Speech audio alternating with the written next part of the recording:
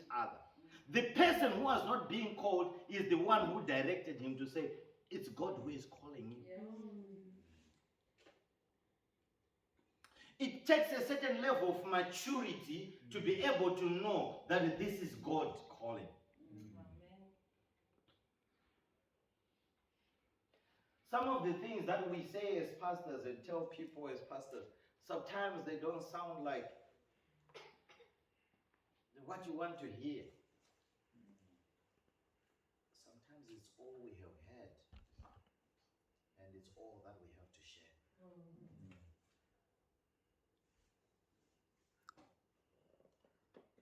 You might not understand it.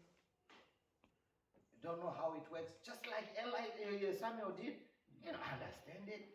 I'm hearing a voice, and I'm coming to you. We are just two in this house, and I'm hearing a voice. My name is being called, and I come to you, and you say it's not you who is calling me. So who is calling me? Then you might not understand it. It might not even make sense to you. But when we say some things, sometimes it's only because of our experience with the Lord. If you could just go along, just a little bit, just say, let me just try what these people are talking about. Let me just see what they're talking about. We have got so many other opportunities to do other things. That there is no reason for us to come into your lives and say things. The only reason why we say what we say, it is because we have got the compassion of the Lord in our hearts. And when we tell people that this is the way of the Lord, walk with God, pray to God, give to God, worship God, seek God, it is because there is something probably that we have met, something that we have encountered, something that we have experienced, that we have not yet experienced. Just listen and just do as you are told, because there might be just a miracle just around the corner. Hallelujah. And when I'm talking about a miracle, I'm not using the word lightly. Anything that you can explain is not a miracle. Anything that you can explain, it's not a miracle. Hear it from me. But anything that you can't explain, it's a miracle. And I have seen many of those. I have seen many of those. I have seen miracles of healings. I have seen financial miracles. I have seen promotional miracles. I have seen miracles with jobs and with papers. I have seen many miracles. And when I'm talking about the ways of the Lord, there is probably something that I know. Do you know that even when you are gifted, sometimes you still need somebody else to open the door for you. Even in your gift. This Sunday, Remembrance Sunday, there are a lot of men and women who sacrificed their lives to go to war, for example, to try and save their nations, save their people. Not because there were no other jobs. They were not doing it for a job. Some were volunteers just to say, I am going. What greater love is this? For one to lay down his life for his brothers. Amen. If you do not understand the principle of interdependence, you will struggle in your life. Because you might be gifted as a David.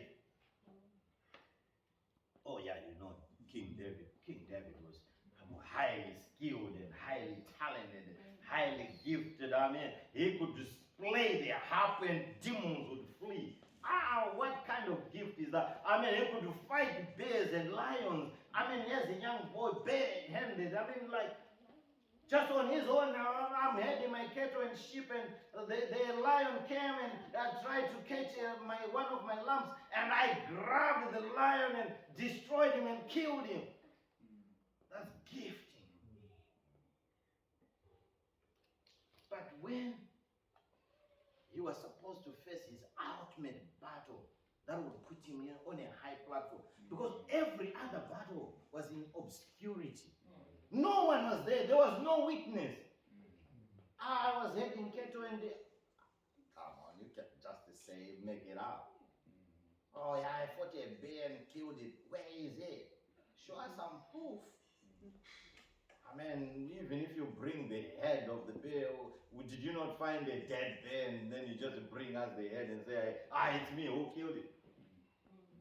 So it was in obscurity. No one was there to witness. It was just his word. Say, yeah, I'm a fighter. I fought lions and bears. But there was nobody to witness. But he wanted a stage. There is somebody here who has got gifts that are hidden, talents that nobody knows about, opportunities that you have dreamt about. But all you are praying for and all you are yearning for is somebody to put you on a pedestal, somebody to put you on a platform that everybody can get to know your talent, and somebody can get to, you can begin to benefit and monetize your talent. Hallelujah. Hallelujah. With all his gifting, he needed a soul to be there. And God had already said, I am anointing David to be a replacement for Saul as king of Israel. But he needed a soul to say, there is a battle going on.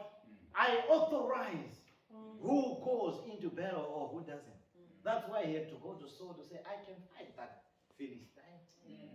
And if Saul had said, no, you are not going there, we would not have heard about this story of Goliath.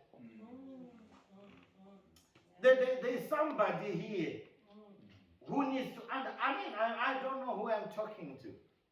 But there's somebody right here, right now, who needs to understand that the way I treat people, the way I listen to advice from other people, has got to be sound, has got to be godly. I've got to respect other people's opinions because they might be the ones that are going to put me on a platform that God has already designed for me. Because God will use people to take you to a different platform. Yes, there are times when the fish was used for Jonah to get to somebody somewhere else, but it was because Jonah was not even listening to people.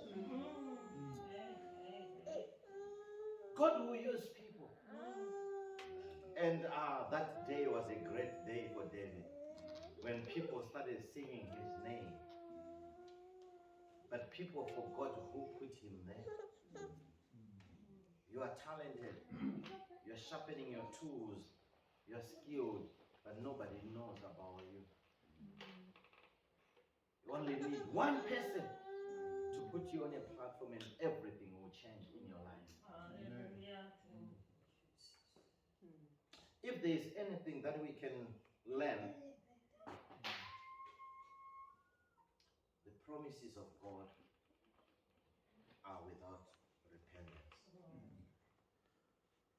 The giftings of God are without repentance. But what that means is that whatever God has given you to say this is for you, that will never change. That will never change. And there's something else that we need to know. God has not called us to a life of suffering and misery. No. God has called you to have an effective life. And you cannot have an effective life. Effective, Pastor, effective in what? Effective in propagating his word. Effective in making sure that the world hears about the message of salvation, the good news of Christ. Yes.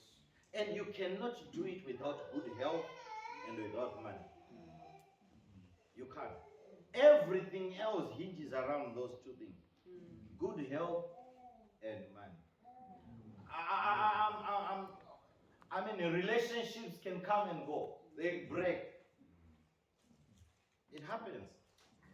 But then, after that break, if the health is not there, the money is not there, difficult to bear.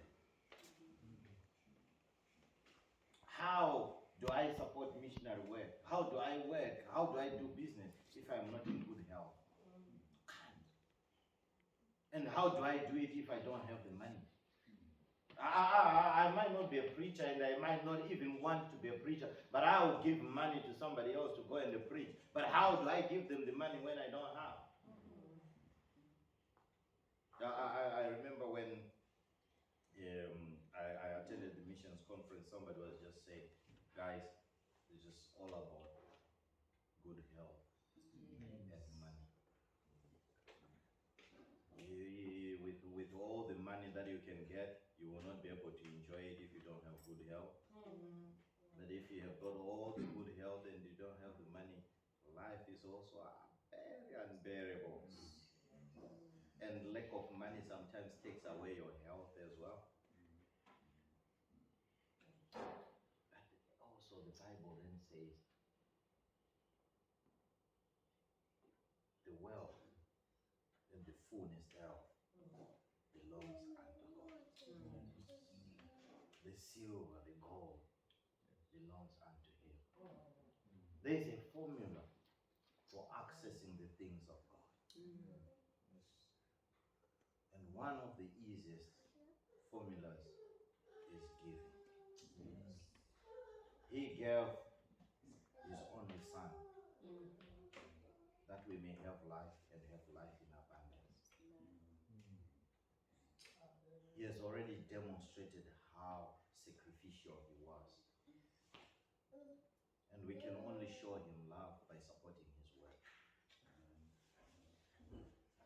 But my message to you this afternoon is for God to help me. I want God to open my eyes that I may see what is already available for me. There's a well that might never dry in your life. Something that God has already put in your life that will never dry. That will never dry up. That will never dry up. I also want God to open my eyes that I may be able to see people who are being sent into my life by God to take me to the next level. It might be your pastor, it might be somebody else, but there is somebody else in your life who God is placing in your life to take you to the next level. I want God to open my eyes this afternoon. I want God to fill me with gratitude for what He has done and what other people are doing in my life. Let's just stand up on our feet.